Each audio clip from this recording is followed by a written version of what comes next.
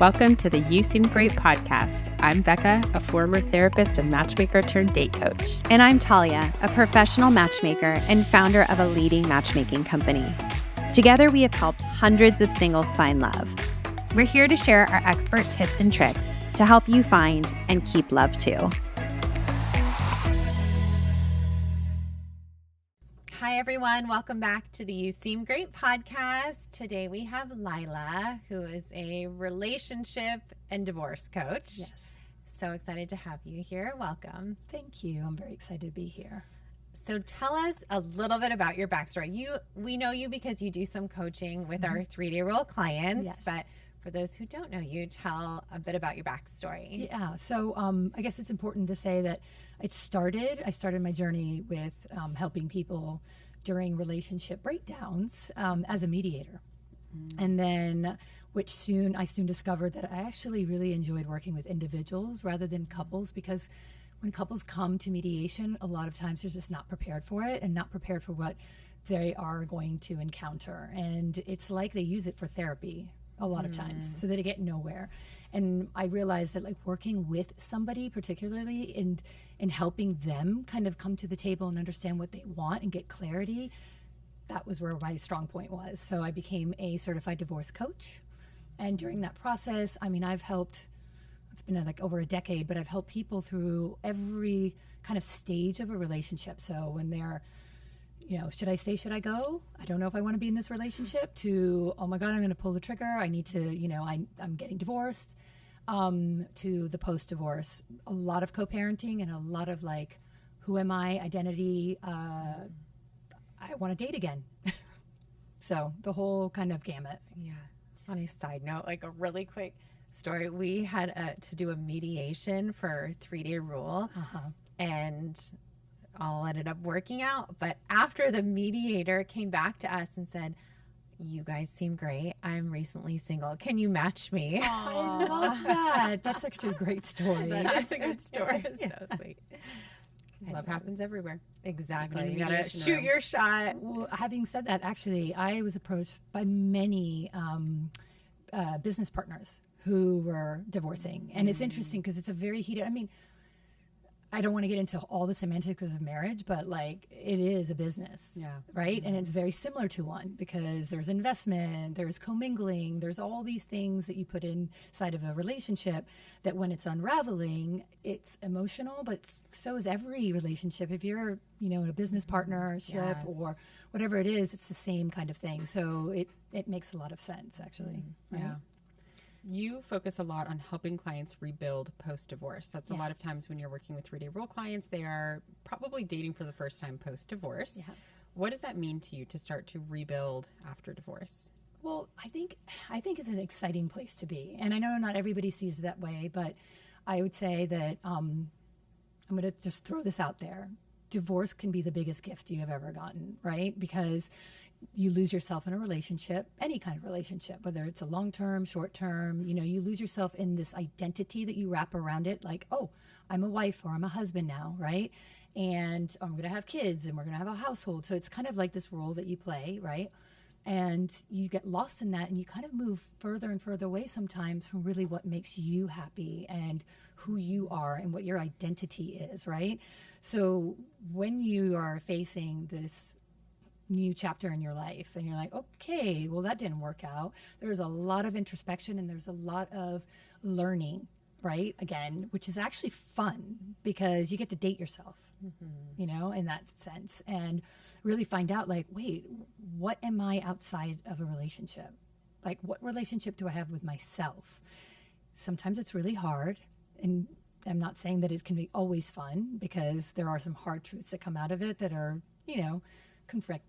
confronting. But in the end of the day, I would say that, it can be a fun journey. You can have so much fun with it. You get to maybe make new friends, find a new hobby, maybe get a new job. I mean, there's a lot of people I know who are facing divorce who are like, I just want to change everything around me right now.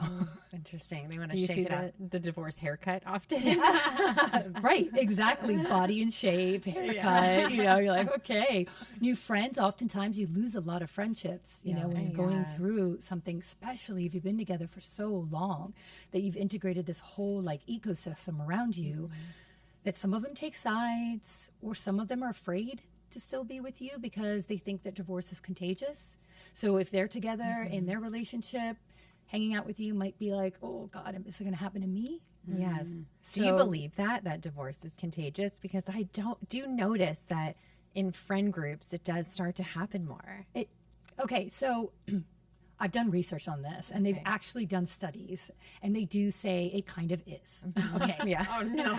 I know, and I hate saying that, but, again, you have to take it with a grain of salt because they're not interviewing everyone. It's a very cultural thing too. Yes. You've got to, like, America is kind of on its own in the sense that it's fragmented. You're not usually living near your family. You're not usually living where you grew up, right? We're kind of moving around all the time. Whereas in other cultures and countries, it's usually like there's a whole ecosystem around you that's kind of intact.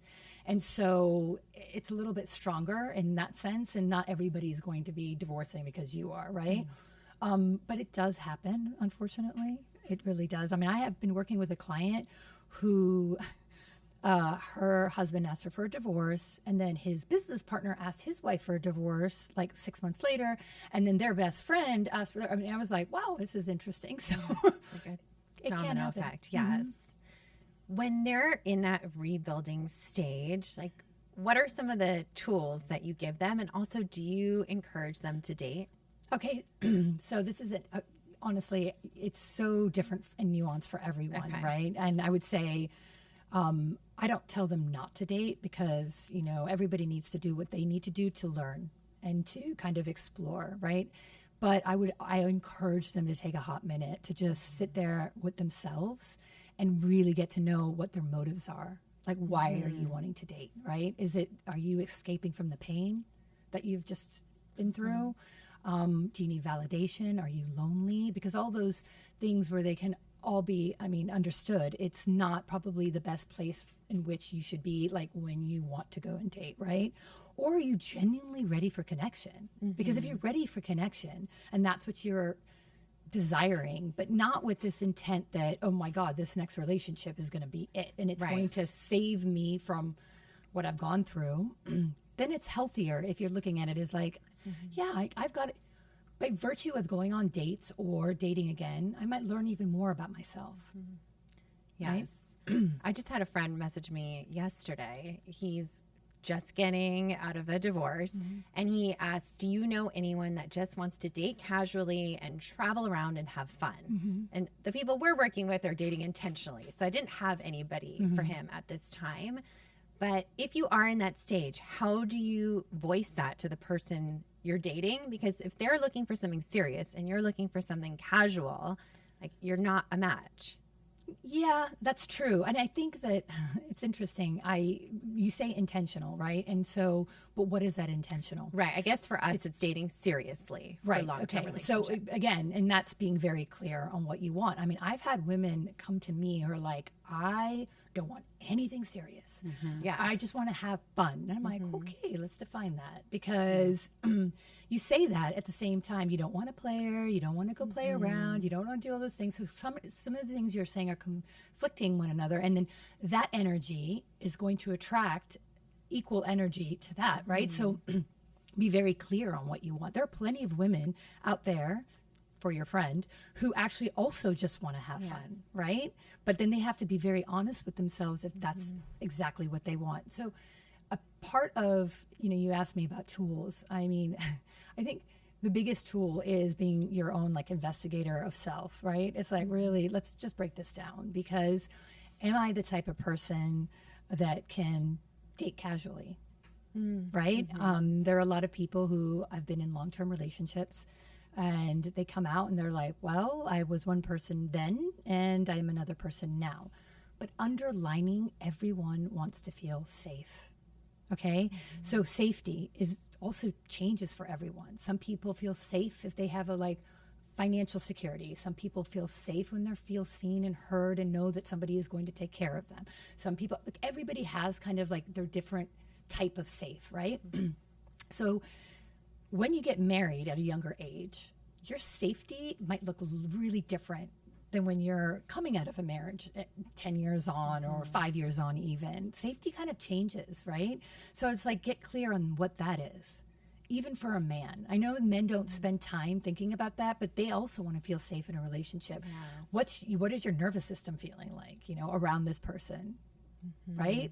So get in touch with that nervous system. Get in touch with like, how do I want to feel? And that is the most important thing. People really negate the importance of feeling state, right? Yeah. They're always like really good at saying, well, I don't want, you know, somebody short, or I want, you know, somebody, they all, you know, everybody's like, I don't want somebody who doesn't have a job. I don't want somebody who does this. Like, okay, great. That's really great that you have the resume built. But like, what about, how do you want to feel? Yes. Right? So your friend, to me, he just wants to feel like he wants to have fun. Yes, exactly. The fun, I encourage him not to think about like, I don't want to settle, is just, I just want to have fun. Like when you find somebody who equally wants to have fun, they're more likely not going to be the type of person who's like, oh, but I have to get settled down. I have to have this. I have to have that. Do you know what I mean? Yes. The energy attracts each other. Right. So concentrate on, okay, who's out there that I can really have a good time with, who's available to travel. There's that. Yes. Right. So somebody young or somebody in their beginning of their career, not going to be available to travel. Right. But somebody who maybe has had kids, who are empty nesters, who whatever, have like this freedom, there you go. You've got like already somebody who's willing and able to actually travel, right? Yeah. So I guess it's that. I would say like what I always encourage people to do is really, and there's a lot of resistance on this, by the way, because people don't realize what they want to feel. It's the weirdest thing. Yeah. Right? It's so true. Yeah. It's like they don't want to go there because they know what they don't want to feel. Yeah. Which is great. And I was like, okay, and they concentrate on that. Yes. But I'm like, but wait a minute. So let's create what is that feeling state that you want and you want to capture in a relationship? Or they like attach to random facts that they suspect would make them feel safe with no validity to it. So it'll be like, my ex-husband played poker all the time, so I'm just not going to date anyone who ever plays poker. And it's like, great, but what if they XYZ? You know, like that's not the thing. That's not the solution. So it is interesting. They attach to these weird, very specific facts of how someone should be that they suspect would make them feel safe, but there's just no reality to that sometimes. Well, there's two things there too. It's like, and I hear it all the time too. It's like, I don't want anybody blonde because, you know, I had the worst time with blonde. Correct. Right? Like, I'm like, okay, well then maybe you're not ready to date, because at the end of the day, if you're looking at these things, this isn't like, this is the outside. These are like how somebody dresses, how somebody, you know, but again, you're like negating the fact of like, but what do you want to feel?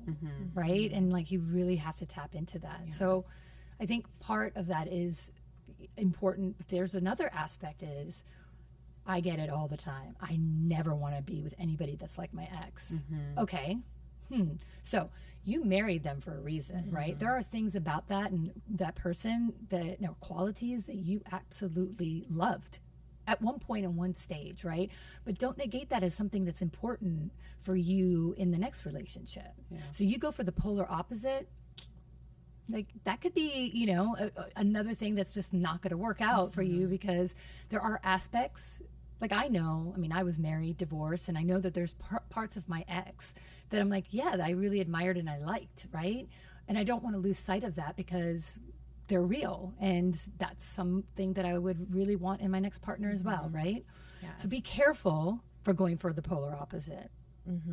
I feel like the first relationship post-divorce never works out, like for that reason. Okay, not only that, but there's also, I noticed a trend, the first relationship post-divorce hurts more than the divorce. Yeah, so it's true that a lot of them don't work out, but I say that is, again, I don't look at that as failure. I look at that as like, again, growth. Well, yeah, that's like how, I had a client just tell me, she's like, you know, I have done so much work on myself post-divorce, even during the divorce. I was seeing a therapist. I've done somatic work, I've done all of it, right? And I feel like I'm pretty grounded in self in that sense. And my nervous system has definitely calmed down. But I don't think I will fully either heal or understand myself until I have another relationship. And so will that person be the one that helps me like finish the line of processing everything? Maybe. Not that I want to process it with them, but that might be that trigger, that place where I'm like, oh, now I'm really getting it. Like, okay, now it's a mirror to, you know, like the next relationship is kind of your mirror. Like, okay, why am I attracting this person? What is it about this person? What is it about me that feels like I need somebody like this, right? Or I needed somebody like this if it breaks up. And so that's why the breakup is so much harder sometimes, because there's so much hope in that second relationship. You're like, oh my God, finally I found someone, right? Yeah. Someone who sees me, who gets me, who's giving me all the things I didn't get in my past relationship. But you're getting all those things, and you might have forgotten that you probably had them too in the last relationship, right? Yeah. But you just forgot because life took over, relationship, like your marriage took over, the semantics of relationships and the business of a relationship, right? And so you had that feeling before. That's why it feels familiar to you. And so being like, have a little discernment on like, what is that feeling? Is it familiar, or is it something that you really are craving, right? Because familiarity isn't always the best thing. Definitely. Right? Yes. Which is hard. And I mean, there is a lot of introspection. And I always say, I'm like, it doesn't mean that you have to be fully ready to go and date. I honestly, I'm like, there's no ready. I don't think there is ever ready. I mean, you could have like, I mean, they say statistically, you know, second marriages are like, what is it? 67% of second marriages end in divorce. 73 third marriages end in divorce. Oh man.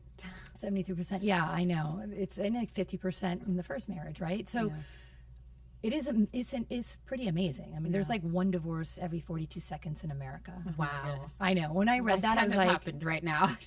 Wow. That is wild. Right? So it's like you think about those things and you're just like, okay. So also understanding that it's not a failure. You know, marriage isn't a failure at all. It is like it happens, and it can happen because being in a relationship requires some work. You know, a lot of people like to say it's a lot of hard work. I go, it's not hard work. It's just work that you have to do, and you don't have full control over that work because it takes two. Right? Yeah. So sometimes I feel like dating again for my singles who are recently back out into the dating scene, especially if they had a longer marriage or a longer relationship. The dating culture has changed so much that it's almost like they're trying to jump onto a moving treadmill. Like they're trying to like catch up with this like very new dating culture that's so opposite of how they used to date. And usually the advice I like to give them is like, stay grounded in the way that you date, because your more traditional method has more integrity. Like be the salmon that swims upstream. Don't go with like the flow of ghosting and orbiting and all of the bad behavior that exists out there right now. I just want you to know that it exists so that you can understand it and not view it as a reflection of you, you know? So I try to coach them on that. But how do you encourage people to get back out there when they've maybe been married for 30 years and they've never once even looked at a dating app or seen, you know, the current dating culture that's not always the most healthy? No, I know. And it's trying to get like over the fact that it's this bad ecosystem that's been created. Like, you know, at a certain age, I think, you know, when you haven't grown up in this world, like I think the new generation's kind of used to this is how you find your match. But I always say, and I encourage this, is like, it's really you're kind of just practicing. You're out there and you're kind of just connecting with people and practicing like your comfort zone, you know, like what makes you feel good, what doesn't make you feel good. And ghosting really doesn't have a reflection on you, right? It's a lot of times it's somebody else's issue because they're not ready or they're not whatever. So don't personalize the experience. Like that, I know I can say that, and it's hard for people to do because rejection is real. Like rejection within a marriage often happens so much, right? Like women often come to me and I was like, I don't think my husband's seen me or looked at me for so long. I hear that a lot. I actually hear it from men too, just less so. But like, I think that two people lose sight of each other in a relationship. So recognize that, you know, what your needs are when you're going and dating have to be very clear. Like, are you trying to get validated through this experience? Because if you're trying that, then that's the wrong place to be, right? First, validation comes from within and for yourself. No one else can do that. And when you know who you are and you're pretty enough, let's say, that you know what, I just want to have a relationship with somebody, but like explore this, like what does that look like? Then you're ready to, like, you know what I mean? You're ready to go out there and say, okay, like, let's test all of this out. And if it doesn't feel right to go on the apps, don't go on the apps. Like, don't force yourself to do anything. But know that you could use that as just like a testing ground. You don't have to engage with a lot of people. You can kind of use it as like, let me see what kind of banter I have when I text, you know, like, who knows? What is my text banter? Yeah, what is my text banter? Like, just take it to that level and just kind of have fun with it. It's more having fun, right? I always say, like, if you don't feel comfortable, like, get like a couple of your friends together and like help them help you do those things just to have fun. Right? And don't look at it as, this is how I'm going to find my person. You're going to find your person most likely because your energy field, when you know what you want and you're like just emoting it out there, you're going to attract it. It's going to happen, right? You're ready for it. And so when you're ready, the person comes. I always believe that. Yeah, I definitely believe that too. I also believe, like, the clients that we're working with, it is so valuable to have that support system when you're getting back into dating. Like you're saying, the people that have been married for 30 years and now they're jumping back in.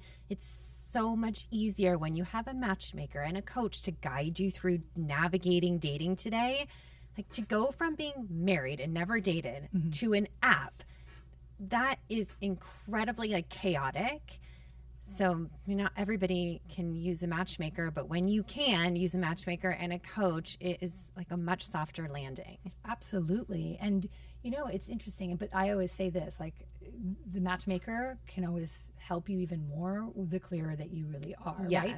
And so the more, and I don't mean, like, again, back to the resume of what you want, that, you know, it's not about that. It's really about, like, how do I really want to feel, and how do I want this person to be, and how do I want him to like, it's like, or her, you know, like, I want her to be, you know, somebody who is really kind to other people, or him to be somebody who treats, you know, like, the people he works with really with kindness, or whatever it is. But get very clear on, like, how they operate and how do you want to operate in the relationship, right?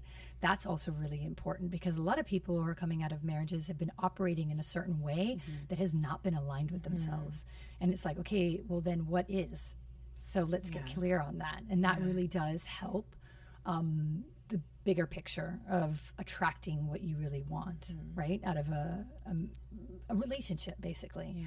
So I see that pattern happen a lot with both men and women, where in their relationship they felt like they gave so much, or they were the rescuer, they were the fixer, and they know with certainty they don't want that. Yet they go into the first couple of dates and they start enacting that role in really subtle ways, you know, and they don't notice it. Like, they think it's subtle and they're doing the right assessment, but it's just these little ways where they are managing the energy of the conversation, ensuring that their date is having a good time, making sure that the place they pick is perfect, you know, and it's like, oh, we're enacting that role again, you know, like, that's what you're bringing up. So I think it is so helpful to be clear, like you said, on that role that you want to play, and then what does that look like on a first date? Right. And sometimes that's even hard, because if someone's been married for so long, they don't remember what is first date appropriate anymore. Right. It's like, I only know how to be in a deeply intimate relationship. I don't know how to be in a first date scenario. And so are you often coaching people on, like, what's appropriate first date conversation? I do. I mention certain things. I mean, again, it's like, you know, it's very easy to stay in the superficial, and obviously two people are getting to know each other and you don't want to go deep into conversations. And I always say, I'm like, is it relevant that they had a relationship in the past and got divorced? Maybe, but that's not the conversation you want to be having around, right? Like, about the semantics of the relationship. I like to know, like, what does somebody learn from their past relationships, right? It's like, okay, like if they mention, I was married, divorced, have kids, oh, great. Like, and if they're willing to share, like, what is the one thing that you learned about yourself in that relationship? Not about the person, but like, what did you learn about yourself? You know, if you get that far into the conversation and you feel comfortable sharing those insights, and you could share yourself. Like, I learned about myself that, you know, I'm kind of like this, and it's like taking ownership. And I do believe, like, if people are comfortable doing that, then they're self-aware. And then you always go, okay, this person is self-aware and actually doesn't blame the ex for every single thing that has, you know, happened, or other people, and look externally, right? Like, you want to see how much ownership that person really takes. And just little things, right? I also say that it's kind of fun to know, like, what kind of relationships that they have outside of, you know, work. And so it's like, oh my God, what do you and your like best friends love doing? You know, like my girlfriends and I, for example, like once a year, we love going somewhere different and exploring things. It's really important to me. And I have these friends from high school. Great. And I've shared something that is relevant about, like, now they know that I have these deep rooted relationships from the past that continue to be really important to me. Yes. So they get insight of how I operate. Do you know what I mean? As myself in relationship dynamics. And then hopefully they share a little bit of that, right? It's not interviewing them. It's more like getting to certain things that make you understand how they operate as a person. And how do they make you feel when they're answering those questions? Yeah, sometimes in the post-date feedback after dates, someone will come back and say, my date talked a lot about his or her ex, and therefore I know he's not ready, or she's not ready. Like, if they're dwelling on the past and talking about their ex, it's just a sign that they're still stuck. So I feel like you need some sort of elevator pitch to say what you need to say about the past relationship and move on. Yeah. I mean, it's relevant until it really isn't. Like, it is relevant because we all have a past. I mean, listen, depending on the age that you're out there, like, of course we all have a past, right? And all those past relationships are a learning curve, right? I mean, I always say your ex is your biggest teacher in so many ways, right? So if you look at it and you present it as that, like, yeah, I've had a lot of teaching moments in my life, or I've had one massive one. And you great teachers and philosophers. Yeah, right.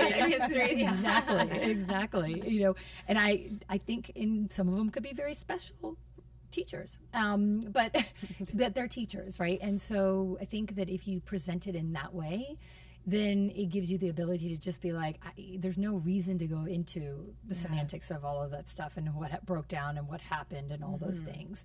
Or justify it. Yes. It's also very hard to have a romantic connection when you're like trauma bonding like that. 100%. And honestly, to be honest with you, like, you know, when you bring all that up and you're really not present also, you're not even understanding if this is the person for you. Yes. And you're also, I do believe, and I've heard this a lot, that people always still feel like they failed. They're ashamed. They're like ashamed of this whole experience that they've had. They're ashamed to have the scarlet letter of the big D, you know, like over their heads. And so they're trying to justify it through the story. Interesting. So I say that, like, and I really try to work on them on understanding, like, reframing this experience. And that's one of the biggest ways, is saying that, like, no, this person came in your life for a reason, right? Always. They always do. Always. Whether it's like 1 second or like 20 years, 30 years. And a lot of times, you know, they get kids out of it, and you're like, yes, it's the biggest it's blessing. Never a mistake. It's never a mistake. But why I say that also, because it's twofold. Like, so they have a lot of shame, but they lack trust of themselves because they have, like, we failed and I picked somebody that wasn't good for me. No, you picked somebody that was really good for you at that moment of your life, where you were, what your needs were. Did you want to start a family? Did you want to do this? Like, all the reasons that you chose were from that space. Do you know what I mean? So now you're in a different place, in a different space, and you know so much more that you got to start learning to, like, actually trust your instincts. And that's what goes back to the feeling state. Like, if you really tap into, like, how you really want to feel, and you know that feeling, then you're going to know if somebody is off or not right for you, right? And I always say, practice that with the people that you trust. So meaning, What do you feel when you're with your girlfriends or boyfriend or guy friends, you know, like you're out and about? Like, what's that feeling that you have inside of you? Yeah. Capture that, understand it. Or what is the feeling that you have, like, you know, with your kids or whatever? It's that love-based state. You know, I always give them this, like, there's a love-based state and there's a fear-based state. Okay. And I use this a lot when they're about to go into a date. And I'm like, the fear-based state obviously is like the overwhelm, the anxiety, the stress, all the things, anger, frustration, all of that is fear-based, right? And then there's a love-based where you're like joy, happiness, you know, contentment, all those things that are like that embodied love, right? And we're feeling those two things pretty much all the time, all day long. Polarity's there all the time, right? But it's really important, because it's really easy to remember the fear-based state and kind of operate from there, is to remember this love-based state, okay? And it's like, try to capture it when you're in it, okay? So a lot more, like stay in that for a second. Well, wow, like you left your friends and you're in your car and you go, oh, God, I feel good. Like, you know, I feel seen, I feel heard, I've had fun, I've been this, like connected. This is how it feels in my like nervous system, right? This is how it feels in my body. This is how it feels. Like, now I know this feeling, right? Because a lot of times people come to me and go, how would I know if I've not had it for so long in a relationship? Well, I'm like, but you do have it in other relationships, right? So that's my like big key of like, you're about to date, you're going and dating, check in with yourself, really get to know this inner compass, right? So true. Yeah.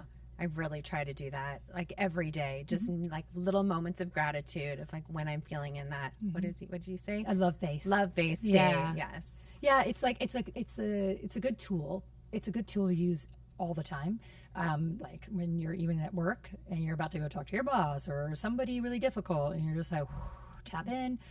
Like, am I coming in from like this anger state because nothing good is going to come out of me at this moment, you know? Or can I just like start thinking about gratitude or things that can get me into a space of just like calm, whatever it is, that will really start to communicate better, right? And you operate from that place. It's so much better, including a date. Yeah. You know, there's so much nervousness inside of it. You're meeting somebody for the new time, but if you look at them and go, this is like, I'm learning something from this experience. Yes. I'm curious. Exactly. You know, this isn't the end all be all, right? This is just another person I get to meet. Yes, 100%. That's the best mindset for going into a date. Yeah. What tips do you give to your clients who genuinely have maybe like a toxic ex, or an ex that's like just not the most like mentally and emotionally safe for them, but they're tethered through kids or financial obligations or certain things? Like, if they themselves are ready to date and yet they still do realistically have to kind of be in existence with their ex, how do they manage that? Well, it really depends on where they are in the cycle, right? Because if you were to ask me, like, while they're still going through a divorce, and some of these divorces, I mean, mine took 10 years. Some of these divorces can last for a long time, right? But when I say that, it's like, so if you're during like the divorce process, I would just have a little discernment around it, because unfortunately, it can factor into the whole process itself, legally even. Yeah. Okay. Or they can use it as leverage, all the things. So you just have to be really smart about that. Also know, again, are you doing it because you're trying to escape from the crazy that you're dealing with here, that you just are like, oh my God, I have to have something else, you know, to distract myself? Because for distraction, is it worth it, right? Like, there's a lot of other ways you can distract yourself. However, if you're out of this marriage and like, or close to, and it's like pretty much, you know, whatever, and you see the end in sight and you're like, I'm really ready to meet somebody else, I've, you know, spent enough time on this, then I always say, it's like, again, it's the same questions that you would ask yourself, right? Can I handle this? Like, I know I have this ex person, but am I prepared to understand that this is the way I'm dealing with them? It has nothing to do with my next, you know, potential relationship. Can I separate them? Because I cannot process all of that with somebody else, right? That's really big. And I can tell you that it gets easier with somebody difficult. And why it gets easier is because you start getting, you know what I mean? You start adapting and understanding, and now also knowing how to deal with them. Like, it's, again, they're your teacher. You're like, there's always somebody difficult in your life one way or the other, right? It could be an aunt, uncle, a teacher, you know, whatever, like a father, mother, coworker. There you go. Tell me about it. Coworker. There is brother, sister. I mean, there's so many relationships in which, like, people will find themselves going, oh my God, this is such a difficult relationship. And so part of this process is really learning how to check your emotions in this dynamic, okay? So they can always get the best of you if you let them. And it's like, wow, okay, am I coming from this emotional state, being triggered, being all this, or is it really real? Am I letting them do that? Because they don't have any power over you. You have power over yourself. And so when I say that, I always say you're accounting to your state of mind all the time. That's only you, right? You can say your ex is doing that to you, but really you're allowing them to do that to you, right? And that's hard. And that's hard for somebody to be like, no, but they do this and they do that. And yes, all those things they do, but you're also letting them take that side of you. Like, you're letting them get you emotional. You're letting them, because you can deal with those things practically. Yeah. Like the amount of times I've helped my clients rewrite thousands of times what they're going to write back, right? And so, and I know it's funny because they would call me like I hold a lot of support groups, and a lot of them call me. They're a chat GPT, because they're like, oh, Lila's, because sometimes they even tested me. They were like, well, what would you respond to this? And I would say it, and they're like, oh, chat said something similar. There you go. So, well before chat GPT. No, and I had to learn, though, and through my own personal experience as well, by the way, like, you are so triggered emotionally because they know how to do that. They did it during your marriage. They're going to do it afterwards. They're not changing. And even if they didn't do it, like, in majority of your marriage, towards the end, maybe that's when it was it's still it's a part of the experience. You never divorce the person you married. It's impossible, right? So it's having that understanding that they have control over your state if you allow them to. So it's, how do you take control of your state, really? Right? It's a choice. And again, it's going back to these kind of tools of checking in with yourself, understanding your love base, fear base. How are you operating majority of the time? When you get a message or an email from them, like, are you responding right away? Are you triggered? Sit with it. Like, I do this thing that I tell people. I'm like, when you're spiraling because of something you read, okay, from them, or something they said on the phone, I'm always like, just go back in the room. And I'm like, snap your fingers, make sure you go back in your present space, because you're spiraling. Your head is creating stories that don't need to exist, right? Like, come on. And you're making it bigger than it really is, actually. And that person who, whatever they said to you, they just said it, dumped it, and left. And like, they don't have any feeling wrapped around it, right? So I think the most important thing is that state of being is really owning it, understanding it, learning that. That's the biggest learning curve, right? It's like, whoa, I know what I don't want. I know this, all this stuff, but how do I really want to be in here? It's like, I envision just becoming indestructible. You're like, nothing on the outside can destroy me, because now I'm indestructible from an internal place, Right. I mean, that would be amazing. I mean, look, we've got so many stressors in this world, right? Like, what's happening globally, what's happening here, what's happening, with if you have kids, like the school, what's happening. There's always, or with your children or friends or there's so many things, work.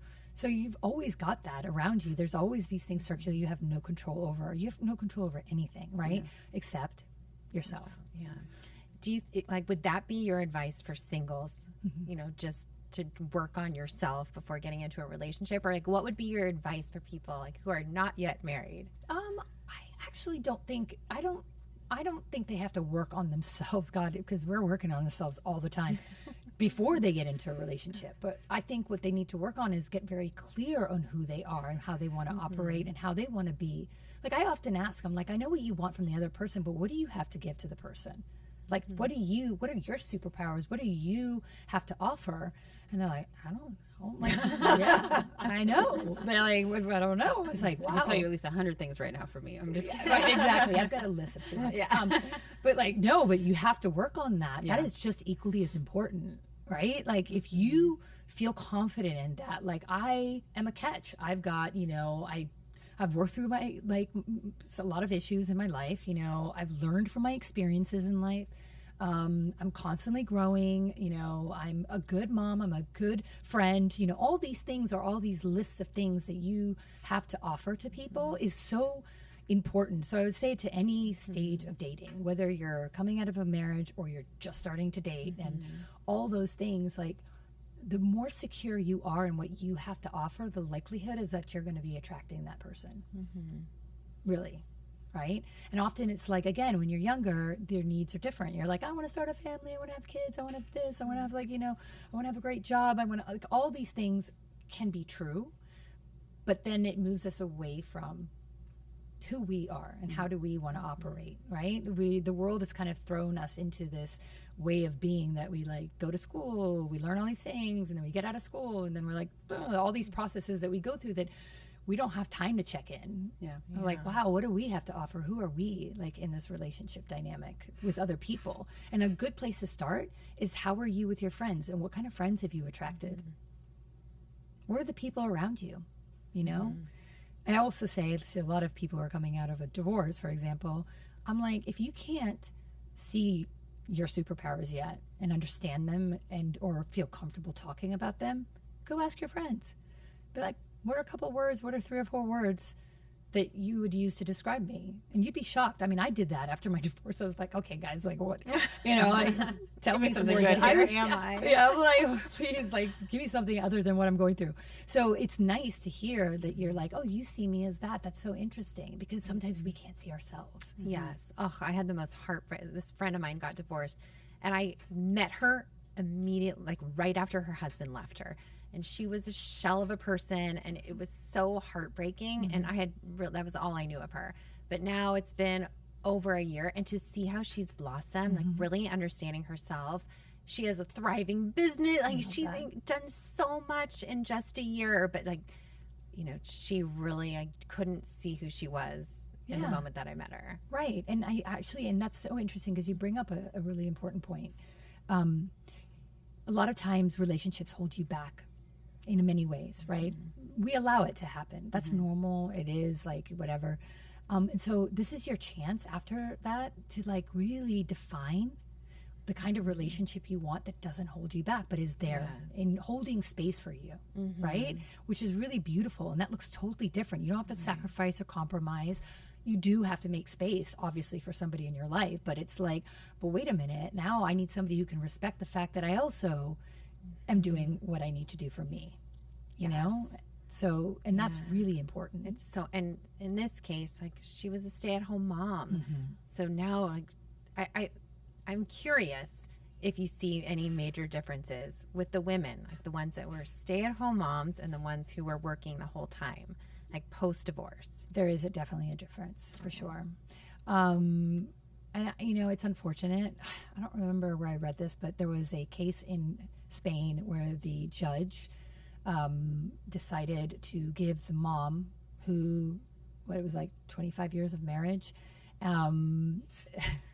the back pay of what it would cost, for her, because of the role that which she played, the cost of that. He gave it a nominal number of really, this is how much she worked and what she is owed. I'm like, damn straight. And it's so interesting because, and there's also stay-at-home dads too. And I think people undervalue that role is so, it's incredibly hard, right? It's not as rewarding as many others, and it's not monetarily rewarded. When it isn't. Until it isn't, right? Until it isn't is when the divorce is happening, and all of a sudden it's not factored into anything. So, and that's where the crash happens, and the sense of self is totally lost, because you're like, wow, all these years that I put into the relationship, the family dynamic, and the kids, and now they're saying that's no value to it. That's hard to hear, right? It's hard to hear, but it's not the truth. It's also not fair. And it's not fair. That is just law, and that is just legal jargon. And that is maybe your ex, trying to make like sense about all of this stuff, right? Trying to make it more difficult maybe for you, or whatever the motive is. But there are other partners, ex-partners, who do recognize that, and what a gift that was, especially to the kids.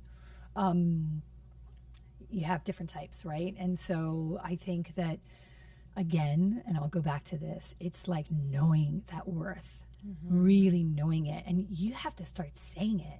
Like, I know it sounds twee, and like, I don't want people to be like walking around and be like, I'm a badass and I'm this. Why not? But like all the time. But I'm like, but you should be doing it. You should be like looking in the mirror and be like, you're a badass. You're a mom. You're like bringing up children into this world, which is a freaking hard thing to do. Or you're a dad that's doing the same. Like, big yourself up, like, why do we not do that? And I think men tend to do it a lot more than women. So that's why I will go back to, and I don't want to make it a gender thing, but it is true that a lot of women just find it really hard to be our own hype girl. And, it's just, that's something that you kind of have to like push a button and start doing. Just do a little bit of it. And I try to get all my clients out of that and get into like out of that comfort zone of not doing that into doing it. And I'm like, start small, start wherever, start asking with your friends. That might be the easiest. But there's always one knowing of what you're good at. Like, something, and just write that down and be like, own it. Yeah. Yes. Own it, say it, keep saying it. You've got to be your biggest cheerleader. Yeah.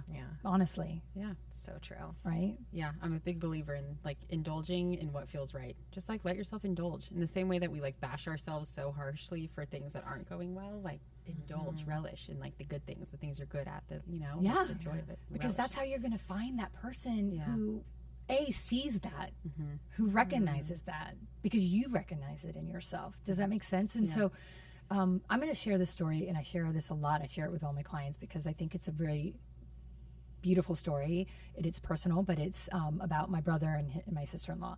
So my sister-in-law, I met her, and I think I might have shared this with you, Becca, but like I think it's important for people to really know about this, because my sister-in-law, I met her years before she met my brother, and she's somebody who very self-aware and really worked on herself. Not like it didn't go like this, but she really worked on herself to really understanding who she is, what she has to offer, and what kind of relationship she really wants. And so much so that she actually wrote an email to all her friends, okay, even some colleagues, and she's like, I'm ready to settle down. All right, I am ready to settle down. This is what I have to offer, and this is what I really want as in a partner. And everything she listed was my brother. Wow. Okay, and I read that and I was like, oh my God, that is my brother. And now my brother lives in a different country at the time, and I was like, that's just not going to happen. But I'm like, it's in my mind that I was like, wow, she really described my brother. Fast forward, I don't know, it was like 8 months, I can't remember, but my brother's visiting me. I have a Christmas party. He's there, she's there, and I was like, oh, you two need to meet. And then he was like visiting for 5 days. I never saw him again. I mean, those two were together. Now they're happily married, have 2 kids. They're incredible, like with each other.